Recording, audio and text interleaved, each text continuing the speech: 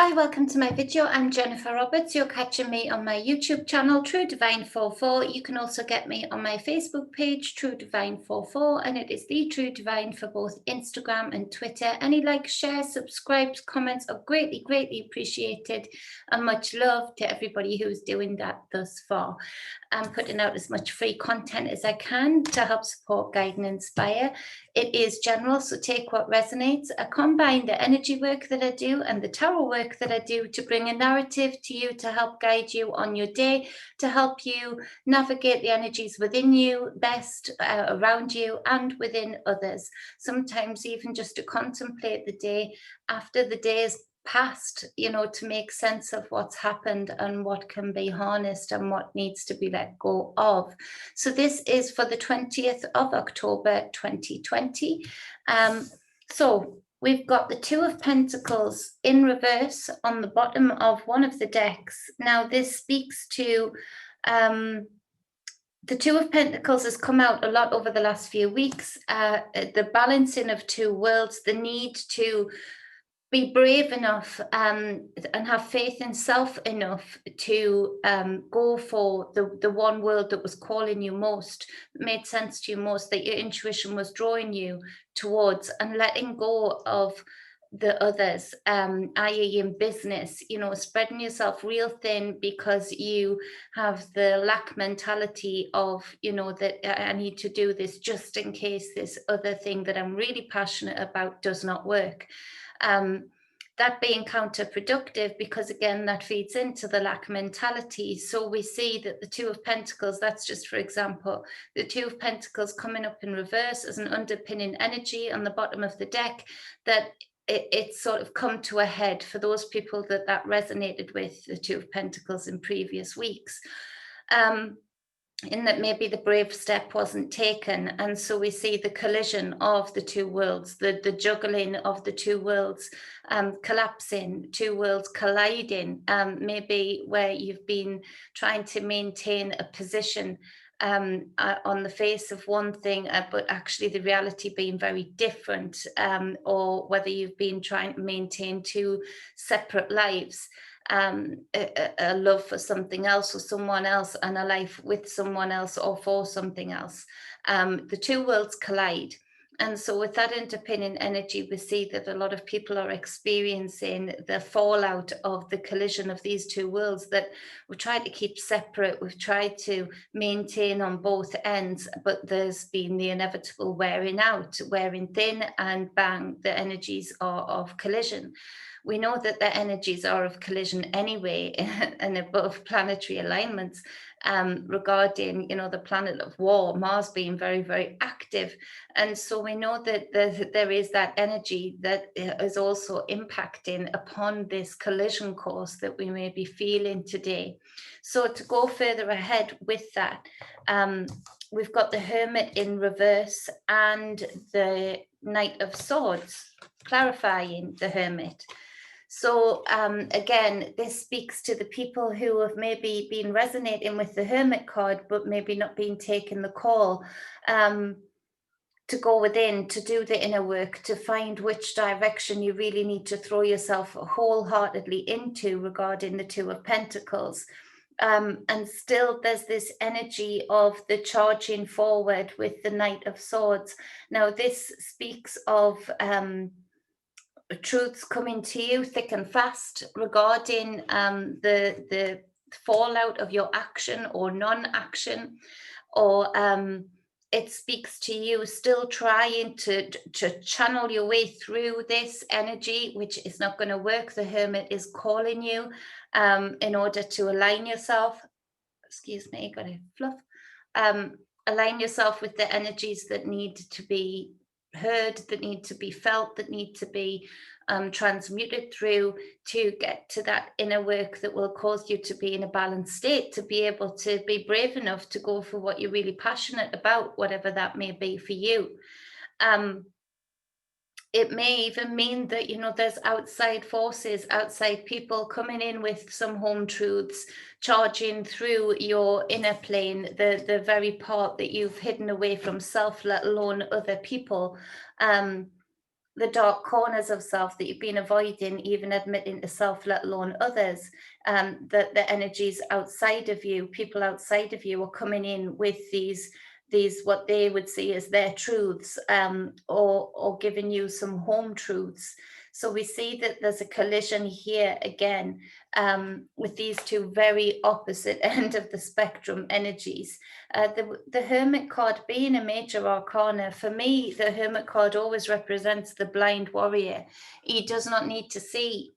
He allows his light to just hold space and hold that time to put it in the darkest corners of self. And he'll stay there for as long as need be until he's heard, or until the energies around you send you right inside to him, to the energy of the Hermit, to look at the very thing that he's pointing his lantern at.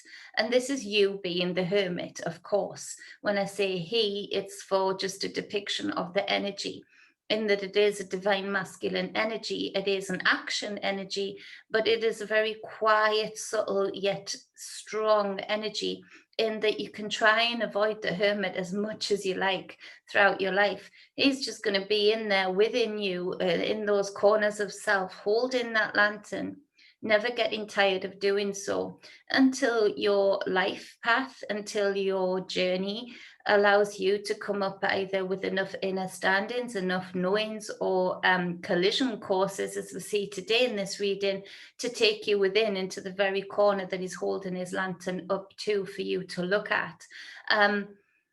He's not using his senses. He's able to use the light spectrum that he can shine light in whatever corner of self, whatever part of the spectrum that corner would fall upon. You know, he's the blinded warrior. He uses another sense altogether, an sharpened intuitive sense.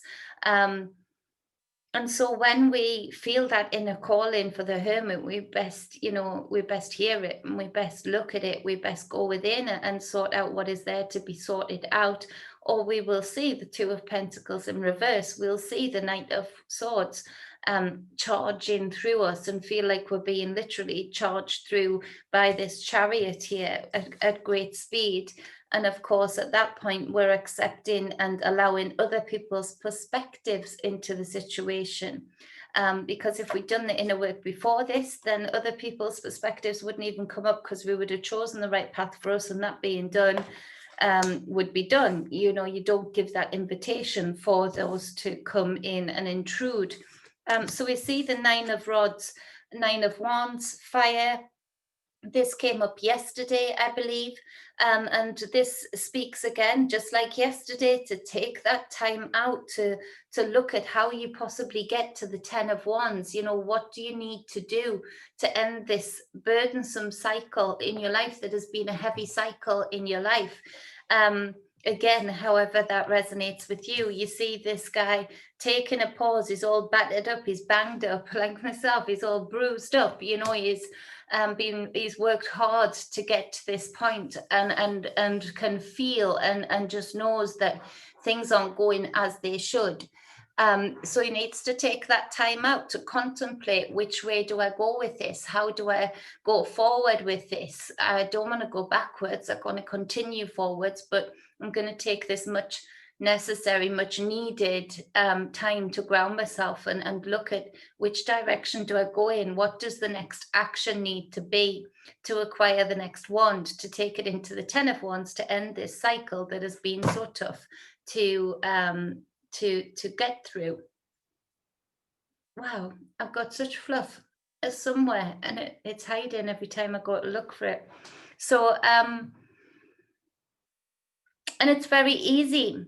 That wand, that next wand, comes with the truth with self. Being the Knight of Wands, Knight of Swords, to yourself.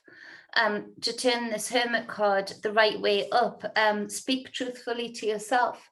And then even other people's opinions outside of you matter much less, or not even at all, when you're able to do this.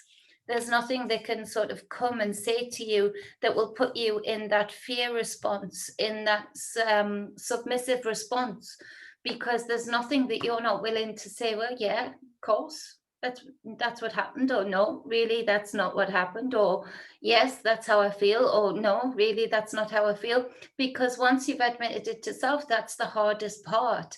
Um, and so it's a very easy, but very difficult at the same time for people who can't see that, or who aren't ready to see that with this pause moment, um, to realize that it could be as easy as that, because they've hidden this away. They've been frightened of self, frightened of what others can say about them, or what others can do about their actions. When you can be truthful with self, of course, all of that falls by the wayside. It's not to say it's going to be comfortable, but all of the fear falls by the wayside. So we see that the Justice card, another major arcana, comes up to clarify this Knight of Wands. And so one way or the other, justice will be done. And this is red, it's passionate, and ancient Egyptian times, as I brought up yesterday, Seth was associated with the color red, authority, insight, passion. And so we see that, you know, the prominent color in this lady in the middle is red. And so, you know, justice is coming in. And so there will be, for better or worse, justice done. Now you have the leading role in that. In the main justice you can do is do justice to yourself, and do this inner work to not be afraid of what other people could throw at you, or what other people could do to you, because you've already been there and done it to yourself. You've already looked at it yourself. You've already figured out where you went wrong or where you went right yourself. You've already done that work. You've already done that judgment. And, you know, so you've already done justice to yourself. So that draws in a more favorable energy for the Justice card for you. If this reading resonates with you, then it is a very good, for want of a better word, omen that, you know, that any injustices will be seen to, and will be seen to in your favor, from this reading. And so that should give some peace of mind to people who resonate with this reading. Now, the next card is another 9, and it's cropped up quite a bit lately, and it's this 9 of Cups. Don't do yourself an injustice then by going backwards. If you've been able to listen to this reading, listen to the energies within you and around you, and do the work of the Hermit and the work of the Knight of Swords in being truthful to self, taking that pause and finding out which direction you really want to go in, what you really want your life to look like next, then you've already done justice to yourself. Don't take a step backwards. Go for your 9 of Cups then. This is alignment. It's the 9. It's alignment. It is joy, bliss, following your true bliss. Having such a burden like this of secrets that you're so afraid to come out, of actions that you've done or taken that you're so afraid to come out, is so tiring. And so even just that alone, you doing yourself this justice, will bring such bliss, will bring this 9 of Cups feeling, because it lifts it off your shoulders. The weight of it is gone. Even though the threat of it might still be there, the threat does not have the same weight as it did before. And so again, just like yesterday, we have the 3 of Pentacles show up. At this point, this is the second chance, if yesterday resonated with you, to take the action, to really be able to set and sow your seeds, to mill the fields, to create sustainability, to take action on what you're truly passionate about. So you go from the 9 of Wands, where you're feeling tired, beat up, you know, burdened, nearly there, but not quite there. And which way do I need to go now? Because I'm sick of carrying these 9 of Wands. You know, I don't want to keep carrying them any longer. To doing justice to yourself, being honest with yourself, looking at your own self, lifting and taking that weight off your own shoulders, to the 9 of Cups, the bliss, knowing which way you want to go. Now you can take action, and it can be sustainable, profitable, abundant. So it really is a nice, powerful reading for those that resonated with yesterday in particular, and those who have resonated with the Two of Pentacles over the last few weeks, where it's kept cropping up. Juggling these two worlds, these two realities, whatever they may be. It needed to come into alignment. You couldn't have kept juggling for much longer. So yes, this might not be the most comfortable energy for you, but it is actually a gift. It is actually empowering, and it is actually for the greater good of you. On the bottom of the deck, yet again, we have the Star card. This healing and hope that we perceive these energies as such traumatic, such burdensome, such sad, such depressing energies. When we can change the perception of them or the perspective of them, and just look deeply at what these energies are asking us to do, or what these energies are empowering us to do, and we stop going against that force of nature that is creating all of these energies around us, and the above and the below, creating all of these energies around us. When we stop going against that, electromagnetic field, and start feeding into it and say, okay, so how can I harness this? How can I really use this energy? How can I make this energy take me even further, level up even further? Well, this is it. Instead of banging your head against a brick wall, trying to juggle Two of Pentacles until, Two of Pentacles gets tiresome and you drop both, they both collide. The only reason we're in these situations is because we haven't been harnessing or looking at or being intuitive enough regarding the energies that are around us and what we can do with them, how we can harness them to our best ability for our own personal lives. So when we learn to do this, we create healing, we create hope, we create dreams for the future.